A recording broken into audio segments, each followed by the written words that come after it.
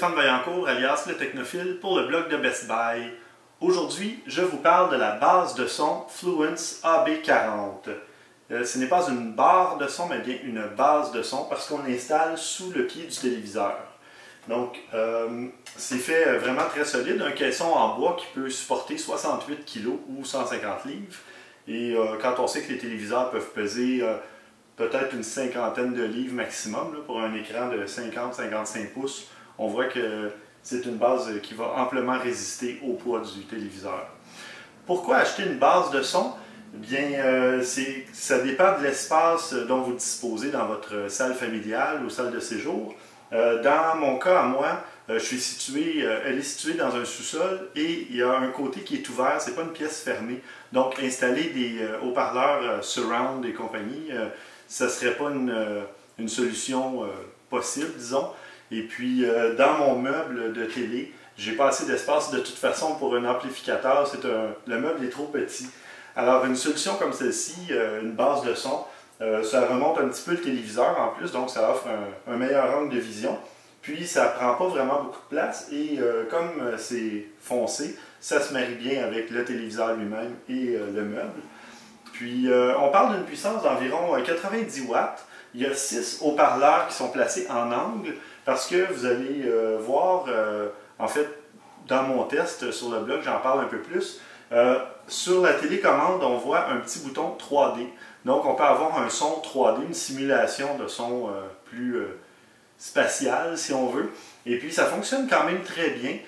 Moi, étant donné qu'il me manque un mur du côté du salon, c'est un escalier, l'effet 3D est un petit peu moins présent du côté gauche, mais sur le côté droit, on sent là, que le son vient plus du côté ou même de l'arrière de nous. Donc, c'est vraiment très bien réussi. Ce serait donc parfait pour une pièce qui est fermée.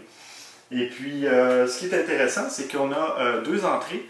On a une entrée auxiliaire, donc 3,5 mm stéréo, et une entrée optique, donc pour un câble optique qui viendrait directement du téléviseur jusqu'à la base de son.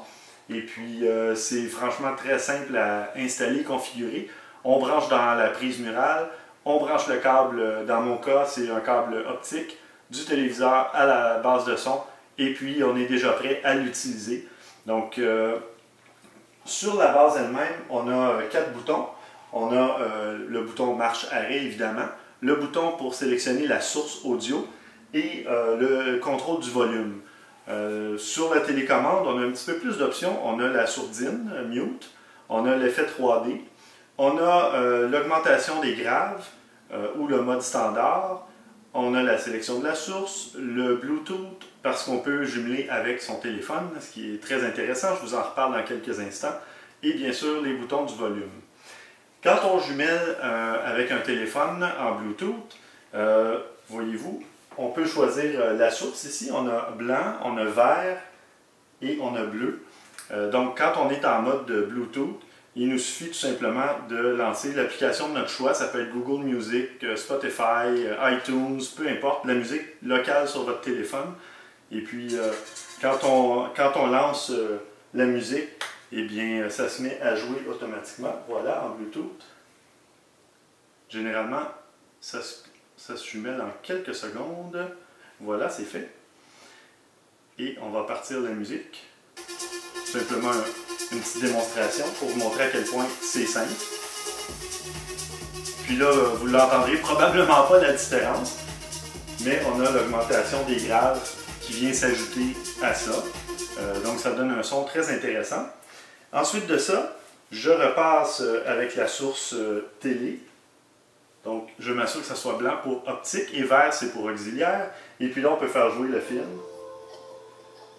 Bon, j'ai choisi un petit film sombre pour le moment, les couleurs vont arriver. Et puis le son fonctionne vraiment très bien, bonne qualité. On a beaucoup de graves et tout ça, donc pour le prix de l'appareil, c'est vraiment très bien comme côté qualité sonore. Sinon, les deux choses qui m'ont un petit peu agacé, je vous dirais, c'est qu'il n'y a pas de prise HDMI. Donc si votre téléviseur pour une raison quelconque, n'aurait pas de sortie optique ou de sortie auxiliaire, à ce moment-là, ça pourrait être problématique. mais la plupart des téléviseurs ont soit l'un, soit l'autre, ou les deux. Donc généralement, il n'y aura pas de problème de ce niveau-là. L'autre chose que j'ai trouvé un peu dommage, c'est qu'il n'y a pas d'indicateur de niveau du son. Donc il n'y a pas de petite bande qui monte ou qui descend, il n'y a pas un chiffre qui nous indique le niveau sonore. Alors il faut juste être un peu prudent quand on allume la barre au début, on baisse le volume au minimum pour être sûr que ça ne va pas partir trop fort. Sinon, très simple à utiliser, très bonne qualité sonore, très bon rapport qualité-prix. Puis voilà, je vous recommande fortement. C'est fort possible que moi-même je m'en achète une. Et si vous voulez voir plus de détails, je vous invite à lire ma critique complète sur le blog de Best Buy.